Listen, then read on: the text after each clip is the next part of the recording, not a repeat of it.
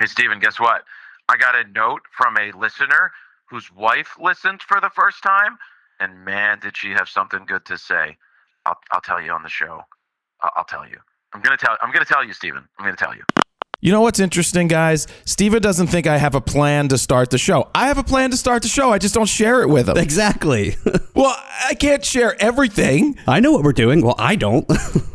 But you heard the voicemail. We're going to talk about the voicemail. The best is that you send me notes usually like 2 minutes prior to the show, and you're like, well, I know what we're talking about. And I'm like, I don't. I have no idea. Steven, I'm not feeling as well today. I'm at like 82%. I feel like there's a cold, and I'm getting ready for Africa, but I don't want to have a cold. I feel like it is, because yesterday... I do hear it a little bit. You hear it a little bit? Yeah, I do now. I don't know if it's because I have black lung or not. Probably not that. I opened the freezer upstairs after I remember months ago I turned off the freezer. I was unaware I was supposed to open the doors and let the moisture air out. Well, there's a bunch of black stuff in there now. Mold. Yeah, black mold. Now I smelled that. Do you think that could have contributed to my getting a cold? Never know. Black lung spores? Yeah, we're probably going to die. Black spore? I don't want to, Steven. Well, it's been nice knowing you. I have to clean it. I found a mask. I'm going to put a mask on. I'm going to go in there. I'm going to spray it, and I'm going to get rid of it, and then I'm going to bleach it, and then we should be good. You should clean everything else while you're at it. I don't clean, Steven. I know. Let me get to the user question, or the submitted letter, which is exactly about this, Steven. So this person that listens to the show was driving with his wife. Oh, man. And they were on a road trip. Already sounds bad. And they were listening to the podcast. And the wife goes, "We need more Jared talking about whatever." She enjoyed the banter that wasn't the camera stuff. Yeah, because she's not into camera stuff. But that's okay. Who do you think listens to this podcast? Photographers. But I've said it all along. I don't want to be like the whoever podcast that exists out there that doesn't talk about life. I'm totally cool with talking about life. First off, it's very important that, Steven, people just learned that you could get black lung spores, mold spores, by turning off your freezer and never opening the door again because moisture. I had to Google it. Now, we just did people a service. Now they know this. Basic 101 of homeownership. Okay, I only own 5, Steven, and I didn't know. There it is. My 5 many houses. All of my mansions that fit my Lamborghinis and Porsches. And I'll still have 0 of them. Just so weird that a non-photographer cares to listen to stuff not about photography. Weird. Yeah, but it's enjoyable, and they can still listen to the photography, but they like the banter that goes through this. Personally, what I like to try and do is break it up, talk about a little bit personal stuff for 5-10 minutes, then talk about photography stuff for 5-10 minutes, back to personal, a little back and forth, a little ping pong. What does your dad like to call it? Gnip gnop. Gnip gnop. I think that's totally fine. It's when you go on a 30-minute tangent about some random subject, and then we end up down a rabbit hole about, I don't know, your jeans and black mold. That brings up a very interesting topic, Here Steven, we go. about rabbit holes. Does your dog kill rabbits? Every night when I let him out, I always say, "You want to get the rabbit? Let's go get the rabbit." And then he chases nothing, an imaginary rabbit out back. Your dog is not the smartest tool in the shed. Take it back. No, it's true. Chip is a very happy-go-lucky, but he might be missing a chromosome. I think he has more of the Bernese Mountain Dog versus the poodle side. He's a Bernedoodle for those wondering. I do like him. He is a very nice dog. He is fun. He does run around. Well, he runs around only when he hasn't been out all day. If it's the first 5 minutes of seeing someone, he goes nuts, has the zoomies, runs around the backyard, and then he's chill the rest of the day. Steven, stop. This isn't about talking about your dog. No one wants to hear you talk about your dog right now. This was your plan all along. It wasn't. I didn't know what I was talking about until I started the damn show, really. We've got a lot to talk about. I hope that this is a short-lived cold. I'm trying to beat it off really hard and really fast because I do not want to have a cold at all. I got some coldies this morning. I'm drinking that's Jared's thing every time. Oh, you have a cold? Take some coldies. It'll fix it. No, and I'm also drinking my nun tabs. I'm drinking my nun tabs, too. I know, but remember you swore by coldies for the longest time? I think I should go down the street to K&A and pick up some heroin. I hear that might clear out the system. It does. Anyway, guys, we've got quite a lot to talk about this week. We already talked about the note from the fan, who is absolutely right. She is right on point. We've got prepping content and deciding what to do for the next week of shows. We've got to talk about that, or the next few weeks of shows, because I'm going to Africa. We're going to go more into the Africa prep. You're going to Africa? My Africa prep continues, Steven. We've got the Sigma 70 to 200 2.8 that just got released for Sony E-mount and the L-mount Alliance, as well as we compared it to the 70 to 180 Tamron. Canon rumors is saying that Canon isn't going global shutter on the next one. Ooh. And that is we've got stuff to talk about, but that's just a little rundown of what we're going to hope to get to. We don't always get to everything that we try to talk about, but Steven, what's your plan for the 2 weeks while I'm away? Right now, before you're going away, we're trying to film as much as possible to get everything in the queue, ready to be edited, load Dan up with as much content as possible for the next 2 weeks, load me up with as much content as possible. So I think between me and him, we're going to be editing a ton while you're gone. And then hopefully I can get in and just continue unpacking. We're still unpacking from the move. Well, and there's other content that I haven't done that I need to supply you guys with, and that I still haven't finished the Fuji video. The Fuji video, we want to do, what are you taking to Africa, gear video. Yeah. There's a ton of other stuff to get done in the next, 4 days? We got to come up with some clickbait title for that African safari video.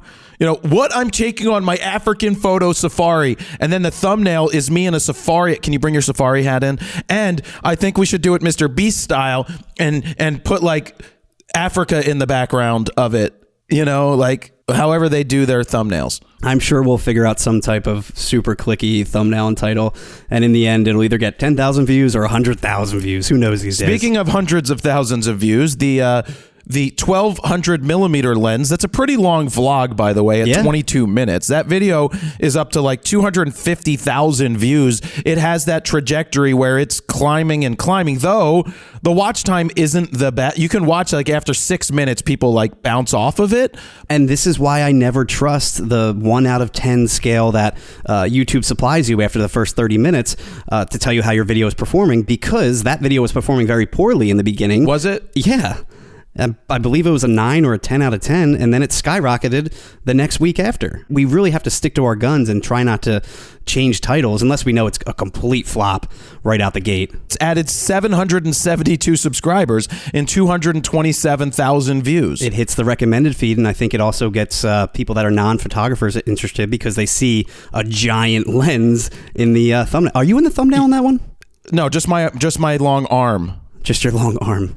Well, this is the one. I took this thumbnail with the iPhone on the 5.5 lens when I went upstairs into the stadium, and I just thought showing the big-ass lens made a lot of sense. I agree. So it's impressive. YouTube will... Back in the day, you thought subscribers mattered. Subscribers don't mean shit anymore. Vanity. All that matters is people watch your video, and if they do, YouTube puts it into the recommended feed. The recommended feed that YouTube has, 89.3% of the views of this 1200 millimeter video, that's 204,000 views, have come from the recommended feed. Subscriber feed, 7,800 views. But the recommended feed could also be subscribers' home feed. So you can't say it's all non-subscribers watching. I think they need to really change these metrics to say subscribers watching, yes, as well as recommended. So recommended break it down to subscribers, to non-subscribers versus subscribers, correct? Yeah, break it down even further, man. And they might have those analytics. We just don't know. It really goes deep in the back end of YouTube. It does go super deep, and we don't do it. We don't go into the analytics because we don't like to play that game. We have a pretty good idea of what videos we knew the Sony video was going to do well, the A9 III. We knew that was going to do well. The secondary video didn't do as well, but it still should hit 100,000 views. Mm-hmm. And that's good. I mean, to do over 200,000 views for us in a week or in less than a week is rare. But that's good.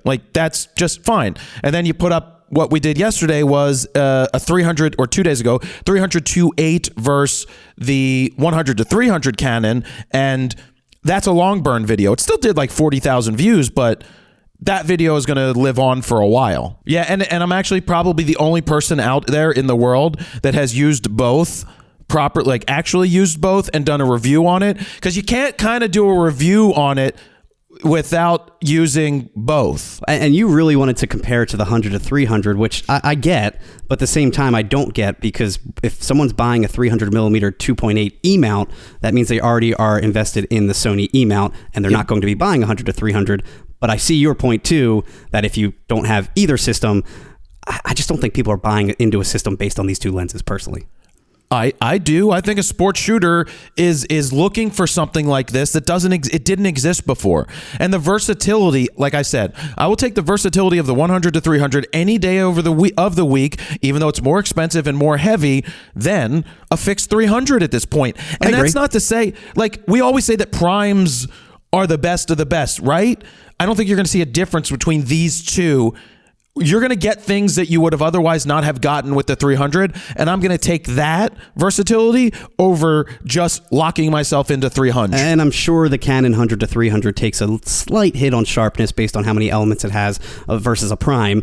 But like you said, versatility is what matters more. You'll get the shot versus not getting the shot at all with the 300 fixed. And I think for you, now that we have the 10 to 20, that really is the perfect lens lineup for you. 10 to 20 f4, 28 to 70 f2, 100 to 300 2.8, and then if you need to go any further, you got the 400 and beyond. Yes, and beyond. Speaking of beyond, did you know what we officially booked the holiday dinner? What date is it? The 12th? Okay. Did I not tell everybody? We didn't confirm. I just said when I'm available, and Dan did too, and I don't think we said what we're doing. Oh, well, let me text everybody. I said I could do Monday or Tuesday. We're doing the 12th.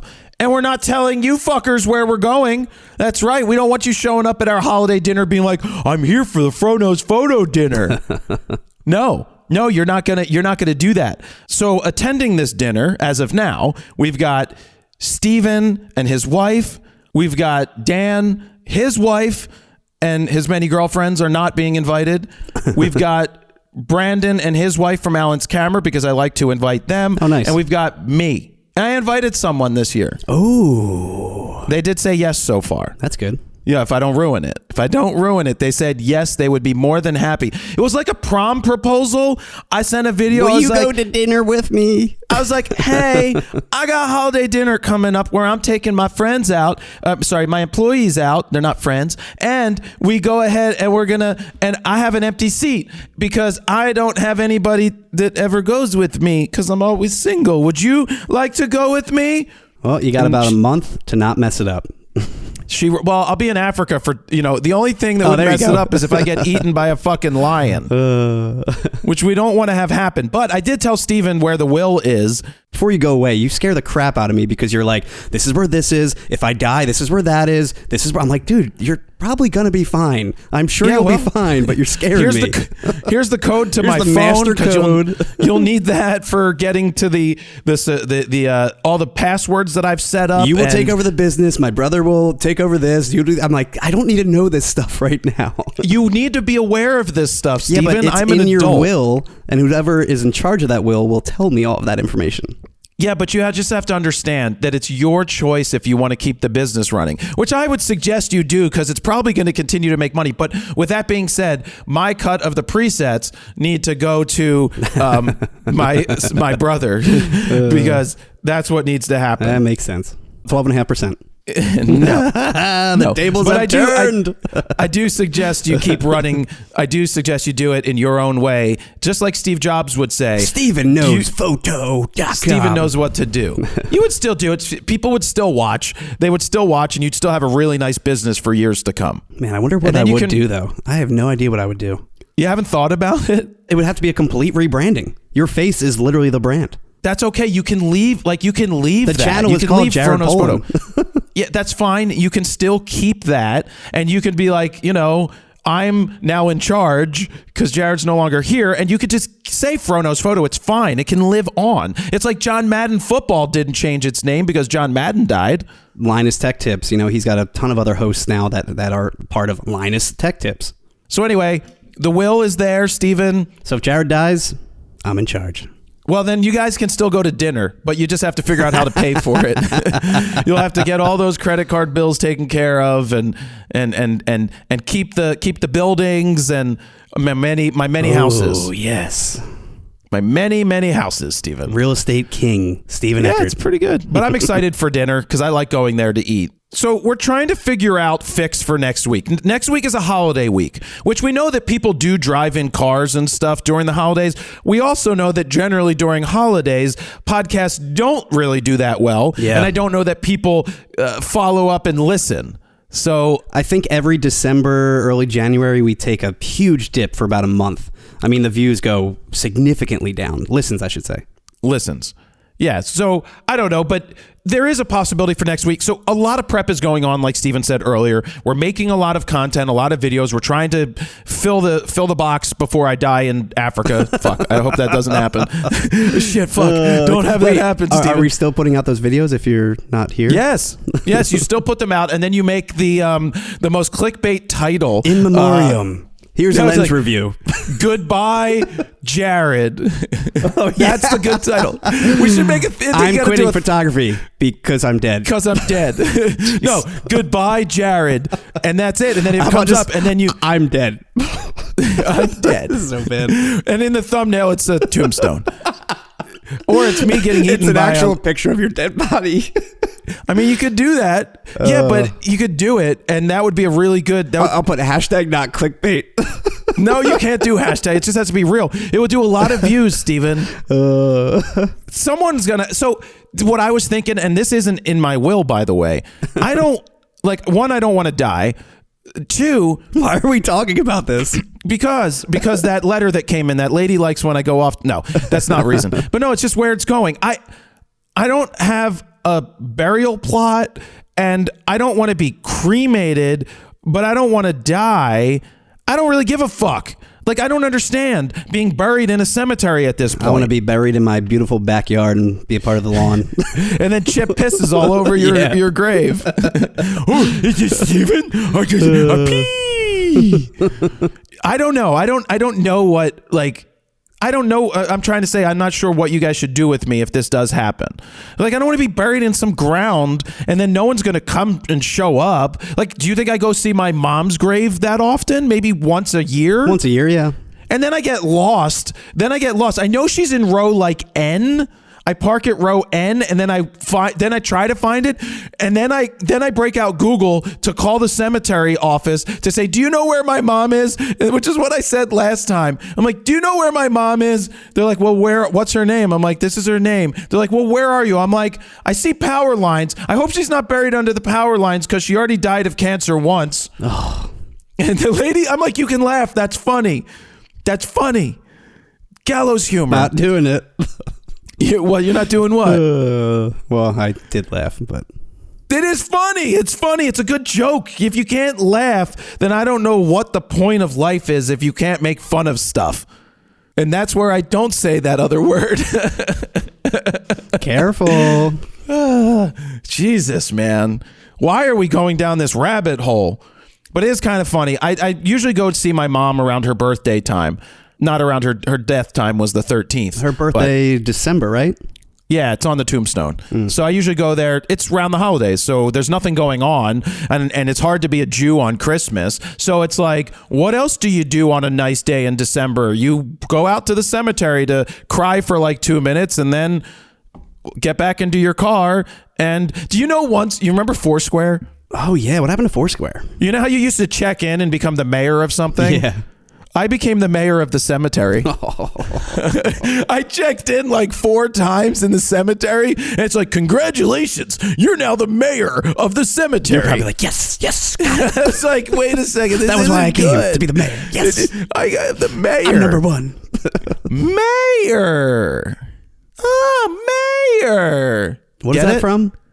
Back to the Future. Oh, yeah. One day you'll be mayor. Mr. Sandman. Make me a dream. Do. What year did they go back to the future? Was it 2012? No, when they went to the future. Where'd they go? 2020. Oh, it would have been 2015. It would have been 2015 because October, it's 55, 85, and 15. It was October something 2015.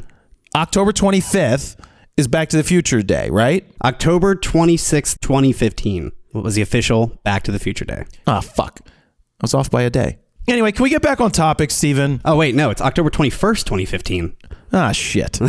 People are yelling at their phones and devices right now going, how could you get that so wrong, Steven? You have the T-shirt. I do have the T-shirt. Yeah. You have the T-shirt. Back to the Future Day. And you screwed it up. So anyway, we're figuring out what to do next week. I am going to take my microphone to Africa because I really actually...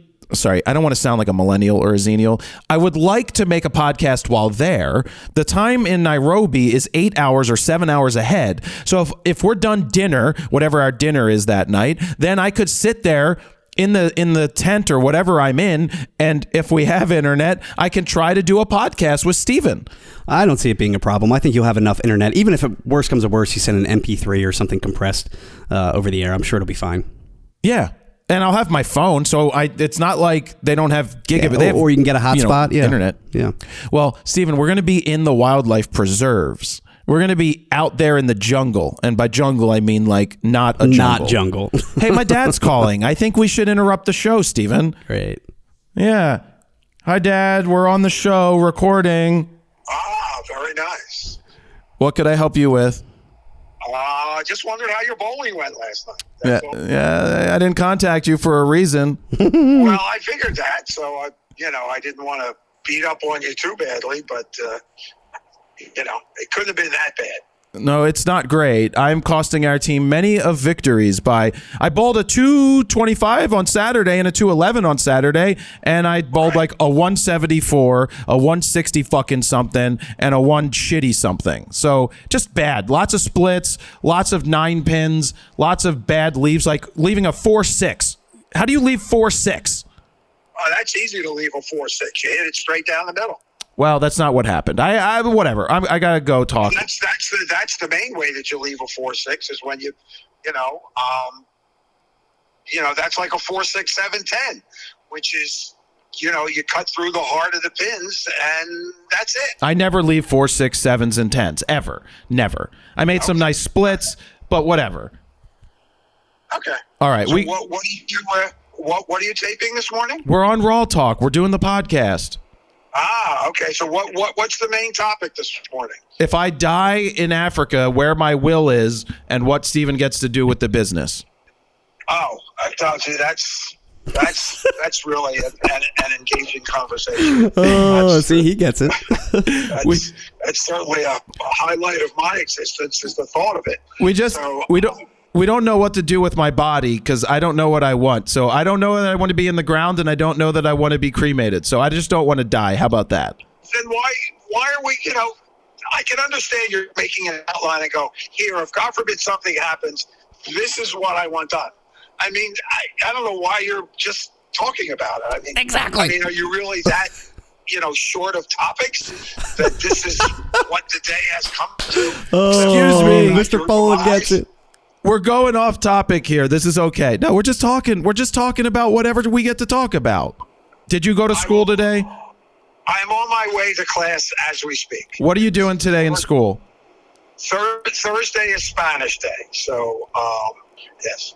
Benito Ami Ami. Who is Ami Ami? No, Benito Ami Ami. It's Will Smith singing "Welcome to Miami." Yeah, that's right. No, it's called Bienvenido a Miami. Okay. Bienvenido is welcome. Au revoir. Well, that's French, and you've been to France twice, so I can understand that one. I'm getting upset because you're talking about your demise. So you have a safe and healthy day. You could have all my houses. Damn. I can have all your what? Houses? No, those are going to Jason if I'm not mistaken. That's correct. Damn. I know. You could live in one of them. All right, we got to go. All right, have fun. Okay, bye. Talk about good things. See ya. Such an invigorating conversation. That's every day, Steven. See, but you take it too far every time. It ends up being like it could be like a 1 minute funny clip, and it ends up being like 5 minutes of randomness. I can't get him off the phone. At least he didn't talk about nuts. You know what I just got in the mail today? Nuts from nuts.com. Do you need any? I'm placing an order from nuts.com. Yummy. Anyway, so I want to do the podcast from Africa. That would be good. So next week, here's what I'm thinking, because there's a lot of work to get done before I go away. I'm going to do an old school flying solo Q&A. Yeah. And that's where I obviously answer your questions. So you're going to text this, because this is only on the text line, and it's really for you guys who listen. So that's why I'm going to open it up to you and not to the other places. And you have to text 313-710-9729. Keep the questions, or don't make them too long. If they're too long, I'm going to not even look at it. So no more than a couple of sentences, and just get to the point and ask your question, or make a statement. I don't care. I'll read some of them on the show, and then Steven will edit it much easier, because it's just going to be straight through with me doing it myself. Do you do it yourself? Was that 40-year-old virgin? 40-year-old virgin, So yeah. I think my time is better spent trying to ramp up production before you leave and film as much as possible. We still have a lot of content to film before Thanksgiving. Okay, let's get on to some gear stuff. We can talk about more Africa stuff if we've got time. But let's talk about the Sigma 70-200 2.8 that was announced. Yes. And we so happened to make a review of it against the 70-180 Tamron 2.8, which I don't think anybody has put out a direct comparison, which is what we did. So here's how it works. Sigma sends you the lens, you go and you use it, and then you put out a video talking about it. I, on the other hand, went and shot multiple things. I shot basketball, college football, and a kid in the park. A pretty well-rounded bunch of things to shoot. Perfect. Because sports, action, and portraits. Exactly what this lens will be used for. Yeah, you've got low light, you got low light, you got bright light, and you've got kids. So you've got fast action with basketball and low light, which is difficult to autofocus in, and you've got the football, which is bright and fast, but is 200 the right range? Is that long enough? And then you've got a kid in the park, which is something that anybody can do with this lens. Yeah, I think you really had a well-rounded showcase for this lens. You shot all weekend with it, right? I did. I took my weekend, and I even came in Sunday to get the stuff edited, because we wanted to film Monday. Right away. Yep. For the possibility of getting it out today.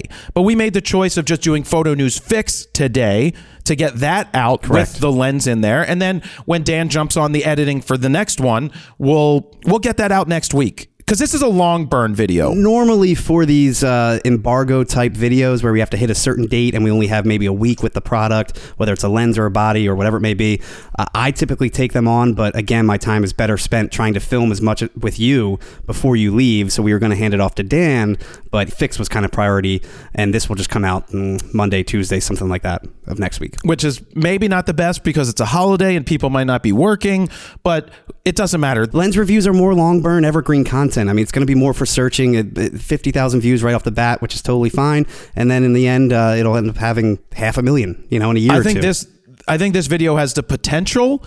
It's not going to be a clickbait title, but it's going to be straightforward. Sigma 70-200 2.8 versus Tamron 70-180 2.8. And we even threw in the Sony 70-200 G Master version 2 for a few things to compare it to. So that might even be in the title as well.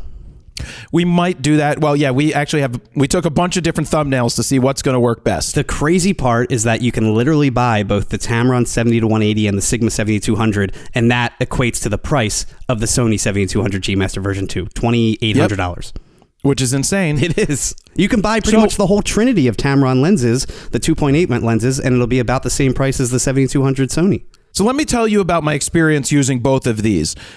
I came home from the first. I struggled in the basketball game to find focus well, and I didn't know if it was me. I mean, I was using the A1, and I still feel that the A1 lacks in autofocus compared to the R3. I'm so used to using the R3, but there's a reason I use the R3 is that autofocus is better than the A1. The A1 doesn't have the AI processor. I'll also say that even cameras that do have the AI processor separate in Sony's still don't focus as good as the R8s and the R6 Mark IIs. I know this from experience. So the R3 has the head and torso detection and all of that, just like Sony's newer AI processor claims, where it'll actually know it's a human subject. And still doesn't focus as well. Even if it's spinning around, it'll know it's a head if it's the back of the head or the torso or whatever it may be. So that's why the R3, the R8, R6 Mark II, they're a little better right now than something like the A1. But the A9 Mark III might be a different story because it has that new AI processor and global shutter and all of that. I'm going to say I don't think so. I'm still thinking... Well, we don't know yet. We haven't directly compared the two. We haven't directly compared it, but we've used it even though it's pre-production. I still think the autofocus is still Sony's autofocus, same as the A7 R5, right? And the A7C2 has the new AI processor, right? Does it? Yes, it does. Yes, because all the latest, everything after the A7R5 basically has that AI processor. But this is a stacked sensor with a global shutter, which should mean faster autofocusing as well. Right. But what I came back with is I sent emails to both Tamron and Sigma saying, do your lenses focus while zooming? Yeah. Because it felt like every time I pulled out or pulled back with the 70 to 180 or the 70 to 200, that it felt like it missed focus. And then you and I did a test here at the studio where you realized it is autofocusing while you zoom. It just takes it a second to catch back up. And by a second, we're talking a split second, but it was not, but even doing a slow zoom, it was not zooming that fast. And this is even with the A1's focus settings maxed out. Now, just to have a control, we had the Sony 70 to 200 G Master version 2 on, and I tried that out, and that was insane. You couldn't even tell it was focusing. It was literally focusing every split second you would zoom in. So we know that the Tamron and Sigma are just a little behind. Mainly the Tamron was the one that was much slower versus the Sigma and Sony especially. So the Tamron has the XD linear motors. The VXD, Voice Coil Extreme. Voice Coil Extreme! Yeah. And they're so extreme that it's the slowest of the three in terms of focus, at least tracking. And that's their high-end motor, by the way, not their RXD. It's their VXD. It's their top-of-the-line, brand new motor. And the Sigma has their dual motor, whatever the hell they call it. HLA, high linear actuator. So it's slightly faster with the tracking. And then you've got the Sony that has 4 XD linear motors, which is really freaking fast. You can't hear the Sony focus at all. It's so damn fast. And you barely see it focusing. And whisper quiet. You can't even see it focus. Yeah, it's just always in focus. But that's also why you pay a premium at more than double the price. Yeah, and with all of that said, I got very good results with the Tamron. I got very good results with the Sigma. But there were times, even in bright light situations, when I was shooting football with the Sigma, where the football player jumps over, he's running in for a touchdown, and he decides to leap up and into the end zone. Well, I'm tracking him, and there's no reason, like the first couple are in focus, and then all of a sudden it misses, hits because I think he falls into the focus area, misses, and then by the end it like falls back into the focus area. Are you pulling back on the zoom at this point? It's while I'm pulling back. Makes sense, yeah. So it must have trouble, and the Tamron did the same thing. Yep. You had a lot of missed shots in between as you were either pulling back or zooming in. As I was zooming. Yeah. It was the same thing at basketball. While I was trying to zoom and pull out, it just wasn't keeping up. Now, I did end up getting good pictures, right? I still got nice results with these lenses, and there's quirks to the Sigma, and you'll see this all in the review, but the quirks to the Sigma are plentiful. There's more quirks in the Sigma than the Tamron. The Tamron is straight up what it is. It's a 70 to 180 2.8 that's $1,300, $1,299. That is a solid feeling. When I say solid feeling, meaning it feels nice in the hands. It's not too heavy. It's not too light. It does feel a little more plasticky, but the zoom ring is in the right place. The zoom throw feels really good. Go ahead, Steven. The zoom throw is nice. The external zooming, I still question, the weather sealing on that versus something that's internal zooming like the But you're not Sigma always and shooting the it in the Sony. rain. No, of course, yeah. I mean, even when I would have weather sealed L lenses, I would never take it out in the pouring rain. Like, I still don't really understand that. But I do get people that are shooting maybe a football game and it happens to start raining and they're stuck out there. But the throw was much nicer. I just felt like in general it's much easier to use that Tamron because of where the zoom ring is, because the main issue is where the Sigma zoom ring is, which is at the end of the barrel, which we both personally hate. Yeah, so when I would go from using the Sigma to using the Tamron, yes, the Tamron's lighter by a lot. Oh, yeah. And it just felt just easier to zoom, easier to shoot. Now, build quality-wise, does it feel like it would last as long? I don't really know, right? It doesn't have that same build quality. Like it feels a little more chintzy.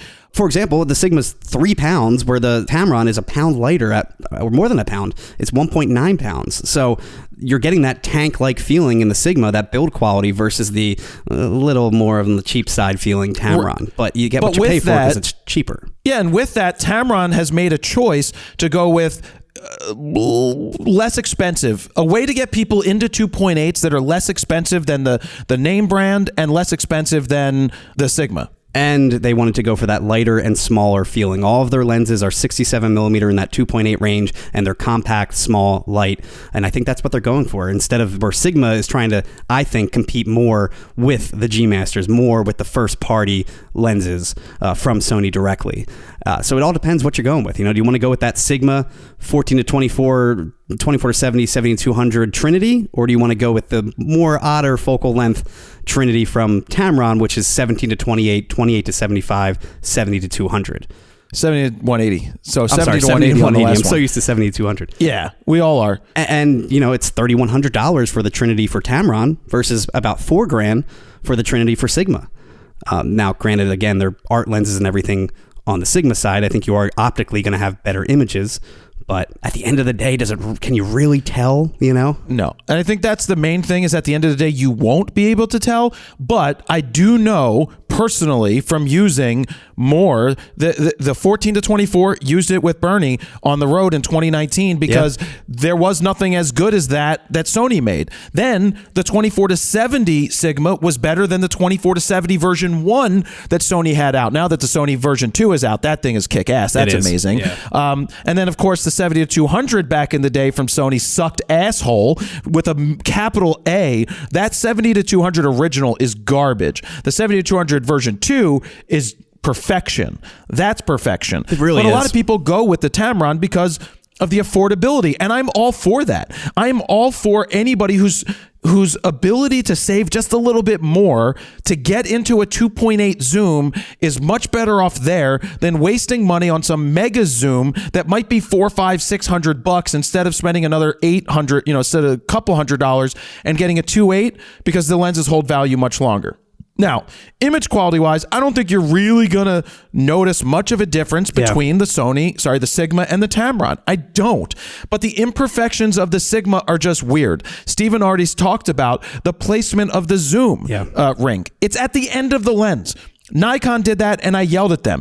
First thing you do, when you hold it out at the end, it's more awkward. It puts more strain on your body. I don't care what size you are, how big your arms are, how big your hands are. It's just more awkward. You can't tuck your elbows in as much. You have to release that tuck to zoom. It ends up throwing the balance really off when you're trying to take photos because your hand is all the way at the end of the barrel at this point. Yep. And you almost have to use that tripod foot just to balance your palm right below it to get to that barrel, to get to the zoom ring at the end. And the other issue is not only is the zoom ring at the end, but the lens hood almost blocks some of that zoom ring.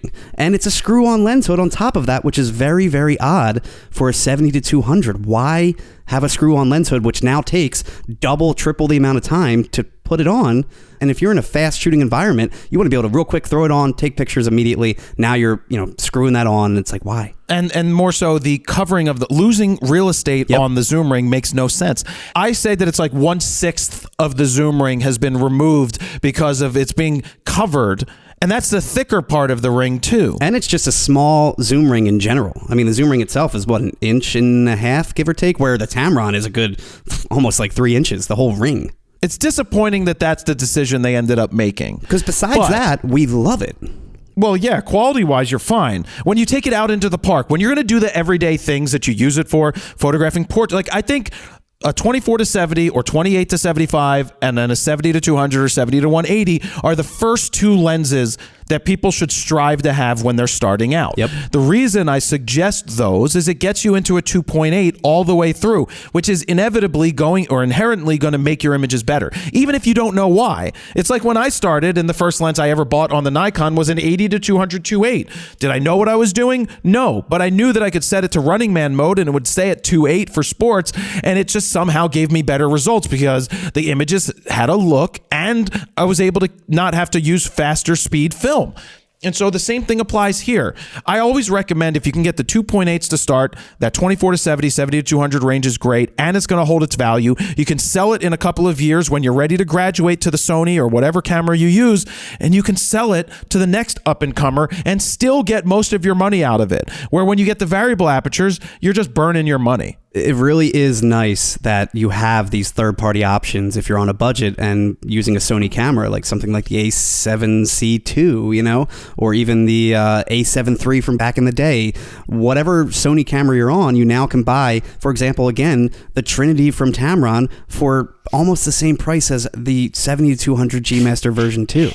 It's just insane how expensive these lenses are. If you're trying to take high-end pictures with 2.8 lenses, $3,000 is a lot to ask for a single lens. It is, but for the pros, what you get from that feat of engineering, I don't think these third-party options though are for the pros. We've said in the review, if you have an A1 and A9 Mark III, you are not buying these lenses. You just bought a 6,000 plus body. Why would you stoop to a third-party E-mount lens, especially because of that 15 frames per second limit that you're going to be getting on these third-party lenses, which is obviously a major issue if you're shooting with the A9 Mark III, for example. Yeah, I mean, that's what I saw with the A1, is it limits your shooting. And you tested that, right? You confirmed that? Yeah, I shot a my phone again, the stopwatch, and it was 15 frames. Yeah, it limits it, and I was set to 30 frames a second. So we know that that's the limitation. So that video will be out. The comparison and review of both of those, we figured we would do one video because that's what people are going to be looking for. And it is a much longer video because it is a direct comparison with two separate lenses. And we never did an individual review on the 70 to 180. So just the first version. Just the first version, correct. How many views does that one have, Steven? A lot. Let me look. I can't recall off the top of my head. Tamron. I want to say over 300. Hey, why is my video playing? Stop it. Tamron 70 to 180 2.8 review versus Sony 70 to 200 2.8. Don't waste your money on ... Look at that title. I'm going to click on that right now just to see what you say. It was a pandemic video, Steven. I made this during the pandemic, I remember. Oh, and that's the other thing too. View-wise, pandemic views were just through the roof, so it's hard to say. 354,000. It says 3 years ago. 354,000. Yeah.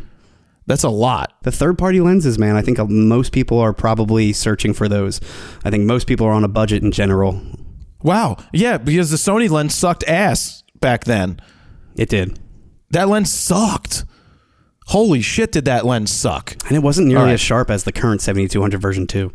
Dude, back focus all day. Yep, Remember, yep. I was like, you I can't get a good that picture. From day one. And that's why I never tuck it out of the bag when I had it. I'm like, this is bullshit. Yeah. You can notice it in the Bernie shot in the Capitol in Denver, the Denver Capitol. It's slightly back focused. Like he's out there putting his fist in the air for the 10,000 people. It's not perfectly focused on him. Yeah. It's focused on one of the signs right behind him, yeah. Even though the focus was right on his head. Yeah. So it is what it is. But that puts the rest, that section where we talk about those two lenses. It really comes down to, what do you want? You want the weight? Do you not want the weight? Yeah. They're really both going to be very good. The Sigma is absolutely built better. And the Sigma very much mimics the 7200 version 2, where it has the 4 custom function buttons. It has buttons on the side, the OSS buttons. It has the declick iris aperture control. It has all of that. Yeah, so it's very much, if you put them side by side, it's pretty much like they tried to make a clone of the 7200 version 2 from Sony, where Tamron just completely went on their own. They're like, you have one custom function button and a VC switch, and that's it, and external zooming. And it's light and small, and that's what you're getting, really. Now, you're also losing 20 millimeters. That's not much at the long end. No, I shot the football, and you really didn't miss out on terribly too much with those 20 millimeters. Yeah, it's the wide end that matters when it comes to that. Let's get to this Canon rumor talking about Canon, a reliable source saying that Canon, in their next versions of their R-mount cameras, will not be going to a global shutter, at least on this iteration. What do you think of that, Steven? You know, I'm kind of surprised. I thought that Canon would try to put a global shutter in their R1, especially because it's been in development for so long at this point. Their plan is almost the opposite, where instead of trying to put a global shutter, they're just making their readout speed much, much faster, where you can shoot at 40 frames per second with a non-stacked sensor, for example, in the R6 Mark II or R8, and it's still minimal rolling shutter. I mean, yes, it's not going to compare to a global shutter, but for most people, it's going to be decent enough, and their readout speeds have been getting faster and faster with each body. Now put a stacked sensor, a brand new stacked sensor in front of that. I think that's a great point, though. I forget the R8 and the R6 Mark II shoot at 40 frames a second, with a non-stack sensor, and you don't run into a ton of jelloing even with that. I shot basketball that way, the Harlem Globetrotters. We shot tennis that way, and only on a few occasions did you get some of that jelloing. And these are inexpensive cameras compared to $6,000 for the A9 III. The price of the technology was driven up. So you have to see where the trade-off is. Well, and when it comes to readout speeds, for example, a typical mechanical shutter has, give or take, 3 milliseconds readout speed. The A1 has 3.8 milliseconds when it comes to electronic shutter with its stacked sensor. Now, the R8 and R6 Mark II are about 14.5, and that's for a non-stacked sensor. So it goes to show how much faster Canon is even making their non-stacked sensors, where you have something like the A7R5 on a non-stack sensor, that's almost 100 millisecond readout speed. You're going to have insane rolling shutter, but it's also a 61 megapixel sensor. I feel like that's where Canon's pushing towards versus the global shutter route, because they're going to push more for quality and high ISO capability versus having that instant global shutter readout, is my guess. We've seen it with the Sonys for the past 2-3 years. Like, you don't get any extra benefit to shooting with the electronic shutter. Like, you get 7 frames or 10 frames a second with the mechanical, 10 frames with the electronic. Whereas Canon has gone the other way. You get, even with the R5, it was 12 frames a second with the mechanical and 20 frames per second with an electronic that was fully usable for sports. And just to be clear, I know I'm talking about non-stacked sensors here. I'm just trying to make a point that Canon has always tried to keep their quality high while maintaining fast readout speeds. So I can see them giving an R1 a stacked sensor, but maybe it's a BSI DGO, as in like dual gain output stack sensor or something like that, with even faster readout speeds than the R3. That's kind of what I'm saying here. Instead of a global shutter stacked sensor that takes a hit on dynamic range and high ISO and quality overall. For those people that will say this is Canon apologists, it's like, well, one, you haven't used the A9 III. I can tell you that for a fact. If you most likely haven't, there's very few people that have. But you have to take everything into consideration. Is it fully necessary? And I said this in the last Photo News Fix, that the R3 with a firmware update was able to get the 195 frames per second option, which is 50 frames in a quarter of a second. Well, right, it was a quarter of a second or something. Yeah, it was 50 frames in a quarter of a second. Now, that's with locked autofocus. But the fact that it could still do it with 50 frames in a quarter of a second with the stack sensor without issues and not being global. Now, it doesn't have the autofocus like the A9 III does, but that's a harbinger of what's to come. Because I always felt that the R1, I didn't feel that it was going to go with a global shutter because of price. I just don't think they're there yet on the Canon front.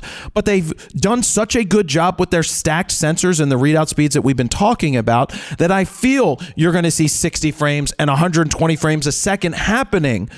I don't know if they'll be able to do it the same way, but I don't know. I think frame rate is not going to be an issue. I think pre-capture is not going to be an issue because we've seen, like you just said on the R3, that 195 frames per second mode, where it's going with future cameras. All you really need to do is to really expand that buffer, have the new CF Express B 4.0 cards, which are double the speed of the current cards, I think. The current cards are about 1,700 megabytes per second read and write speed, where I think the new cards are like 3,400, give or take. So these write speeds of these new cards, which I think that's where Sony messed up on personally with the A9 Mark III. You're right. They should have given it the CF Express 4.0 protocol, or at least just CF Express B in general, because it's double the speed of CF We've Express A. said it for years. I still think, too, Sony should make an A2 or an A3, some kind of vertical integrated grip body, just like the R3, Z9, A1, or I'm sorry, not A1, because people want that option. They want the CF Express B cards. They want that integrated vertical grip body. But I don't know if they'll ever do it because they're all about having the option of making it a bigger body with the grip and all of that. Yeah, but like, I've come to be okay with the SD card inside of the R3 because sometimes when I'm traveling, it's just easier to pop that into the side of the laptop. If you're in a pinch, you can go anywhere, any corner store, and buy an SD card. Granted, it's going to be probably super slow and shitty, but...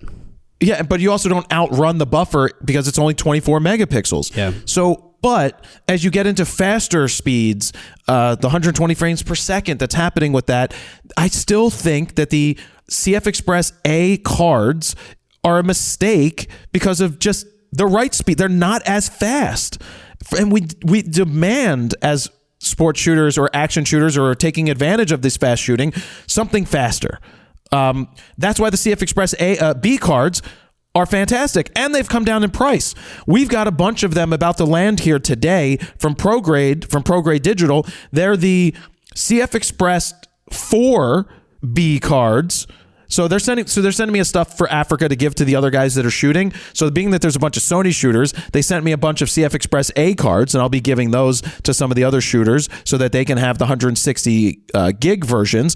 But you have larger storage capabilities with the B cards. Now they have 1.3 terabyte, which is like 3,000 write speed, like 3,000 megabytes a second, and a card reader for that. So I'll be taking that with me, probably not to use because I think that's overkill in the camera, but maybe as backup storage. Yeah, so any future cameras with that 4.0 protocol, the minimum sustained write speed for these new cards will be 2,800 megabytes per second, read speeds of up to 3,400 megabytes per second, wow, and max write speed of up to 3,000 megabytes per second. Again, that's almost double of what the current 2.0 cards give you. And just to back up that whole, CF Express A is way more expensive. For example, Sony's CF Express A Tough card, their 640 gigabyte option is $1,000. $1,000 speed. Actually, I have a Tough card. 800 megabytes per second read, 700 write. It's half. It's actually less than half. I see it. I have a card in my hand. I have an 80 gig card. So the good thing when you go to Sony trips and you do... you get free cards. they give you cards. They tried to get them back in the past. Only the one trip. Nope. They're like, can we actually have them back this time? We're like, no. No. That was at the beginning my card of CF broke. Express. I lost it. Sorry. So, yeah, 800, 700, and 800. That is probably limiting some of the buffer clearing speed. Back to the price comparison, the CF Express B for a 1 terabyte card, which is another 360 gigs more than that 640 gig option for the CF Express A, is $400 for ProGrade, and you can find them for about $300 with other brands. So it's a significant price difference for CF Express B, and you're doubling the read and write speeds.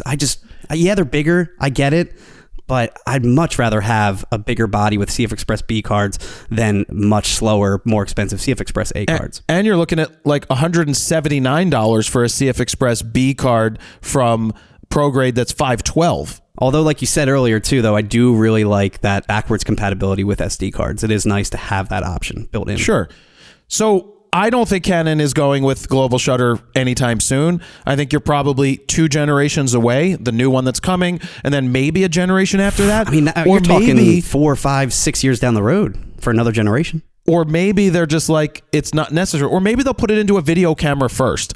They'll get a super high-end one, and they'll show that they have the technology. Canon has developed a global shutter. I'm pretty sure we actually saw one at the Expo in 2015, but it was not a large sensor. That was the issue. Because again, you take a hit on also quality and high ISO. 8 years ago. That was a long time ago at this point. And the other thing about the A9 III, about that global shutter, the stack sensor, it's a CMOS global shutter stack sensor, not a CCD like we've seen in the past. So you should technically have higher ISO capabilities with a CMOS sensor, but we still haven't been able to open the RAW files or really push it to the limit. I think 4,000 was like the highest you shot on that trip, right? I only shot 4,000 ISO. I mean, all the JPEGs look fine. I didn't see any issues with any of that, and the plan is hopefully to get one for Africa. It's also not a dual gain ISO sensor, so you're not getting that base ISO of 100 and then that second base ISO of like 1600 or 3200 with some of their sensors. I'm guessing that they went with the higher tier option this time around, just because they assume most people are going to be shooting higher ISO with the A9 Mark III, being sports, action, all of that kind of stuff, needing a high shutter speed. But who knows? I mean, it will be really interesting to see what Canon does do, because what cameras need to be replaced? The 5D Mark, sorry, the 5D. This is R5. RAWtalk in 2016. Yeah, the R5 is still a great camera. It's what we shoot all our videos with here in the studio. But an R5 II, being that you have an R6 II already, is interesting. I don't know when it's coming. It's going to be 2024. But it will be interesting to see what that camera offers, and then it will be interesting to see what the R1 offers, because that's the one that I'm waiting for. Is it going to be higher megapixels? Is it going to be 24? Is it going to be 50, 60, 33? What are they going to do? I don't care if it's too many megapixels. I want pre-shooting and I want speed. And I want better, even improved autofocus. I've always assumed it was going to be a higher megapixel sensor just because you already have the R3, which is 24 megapixel stacked. Why have the same thing with an R1? I don't think it's going to be 24, but I don't think it's going to be 50. But I think it's going to be at least 33 because there's no way they're not giving that 8K in their flagship.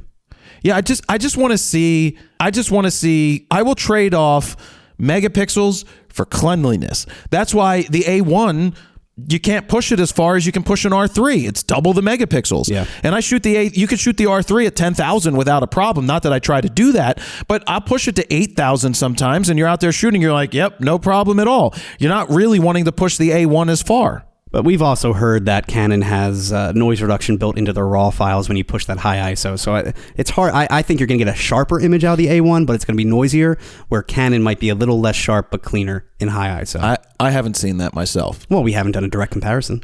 We shot 16,000 ISO with the R5. Remember that? With the R5 in the art studio? Yeah. And yeah, you see noise. You see the grain on that. And that's 45 megapixels.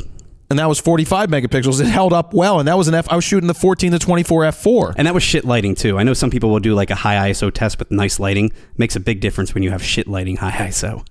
Yeah, that was just a back of a room away from all the windows. It still had light, but it was like it a had to single travel light. further. Yeah. It was window light in the back. But window light spilling in, but a single light next to him.